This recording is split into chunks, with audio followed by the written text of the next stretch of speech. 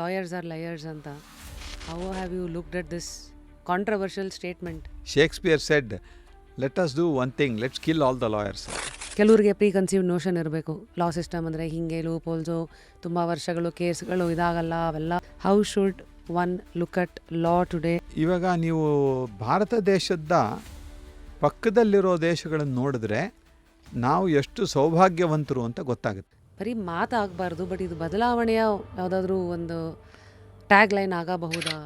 ಈ ಕೋರ್ಟ್ಗಳಲ್ಲಿರೋ ಕೇಸುಗಳ ಪೈಕಿ at least high court supreme ಕೋರ್ಟಲ್ಲಿ 50-60% ಕೇಸುಗಳು ಬಂದಿರೋದು ಗೌರ್ಮೆಂಟಿನ ಅವ್ಯವಹಾರದಿಂದ.